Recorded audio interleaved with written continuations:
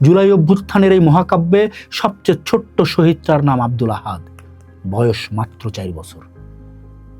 সে তো রাজপথের লড়াই বুঝতো না স্বৈরাচারের পতন কি। সে কেবল তার 8 তলার বারান্দায় দাঁড়ায়া বাইরের পৃথিবীটা দেখতে চাইছিল। কিন্তু স্বৈরাচারী শাসনের ঘাতকরা এতটা অন্ধ ছিল যে বারান্দায় দাঁড়ানো 4 বছরের শিশু আহাদরেও তারা লক্ষ্যবস্তু বানাইতে দ্বিধা করে না এক ফোঁটা।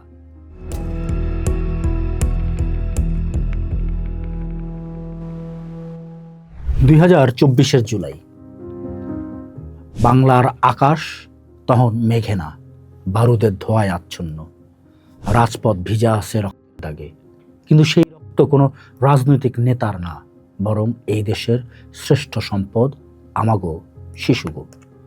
জুলাইয়ের শিশু হত্যা নিয়ে প্রথম আলোর বিশেষ অনুসন্ধানে যেই শিউরে ওঠা তথ্যগুলো আমগো সামনে আইছে তা স্রেফ কোনো সংখ্যা না, এইটা একটা রাষ্ট্রের পৈশাচিকতার দলিল। অন্তত 133টা শিশু কচি প্রাণরে এই জুলাই নিধন যজ্ঞে ফেলানো হয়েছে। যে শিশুগো হাতে থাকার কথা ছিল খেলনার বই, তাগো শরীর ঝাঁঝরা হয়ে গেছে ঘাতকের রক্তে ভাইসা গেছে মাসুম কোল।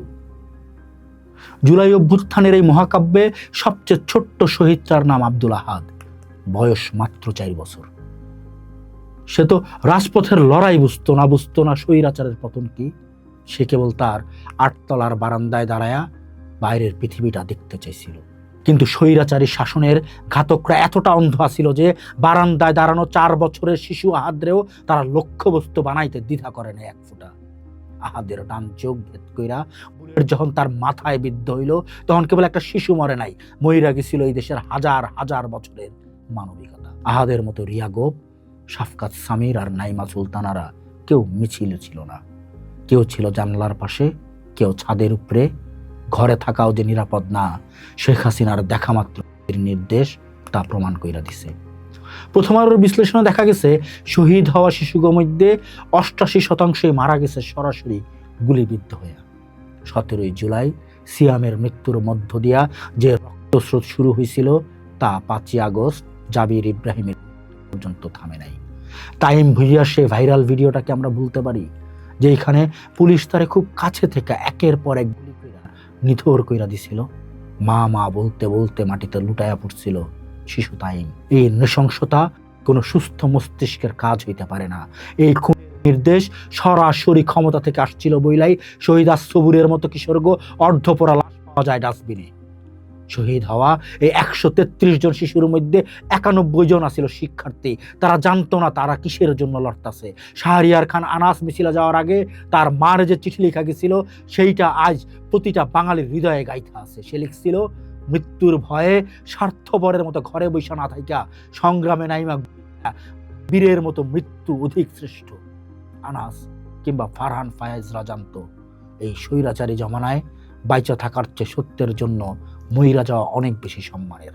তাকে সেই আত্মত্যাগ আজ 16 বছরের পাথর চাপা শাসনের উপরায় ফেলছে। ফারহান ফায়াজ লেখা গেছিল, এমন জীবন গড়ো যাতে মৃত্যুর পর মানুষ তোমারে মনে রাখে। আজ বাংলাদেশ তোমারে মনে রাখছে ফারহান। শতাধিক শিশু নিধন কইরা ক্ষমতা টিকায় রাখার এই কুৎসিত চেষ্টা পৃথিবীর ইতিহাসে এক চিরস্থায়ী কলঙ্ক লাইপা দিয়ে গেছে। 133টা প্রাণের হন্তারক কেবল সেই পুলিশ বা হেলমেট বাহিনী না, এই দায়ভার বহন করতে হইব সেই শাসকরে যার পিপাসায় আজ শত শত মায়ের কোল খালি হয়ে গেছে।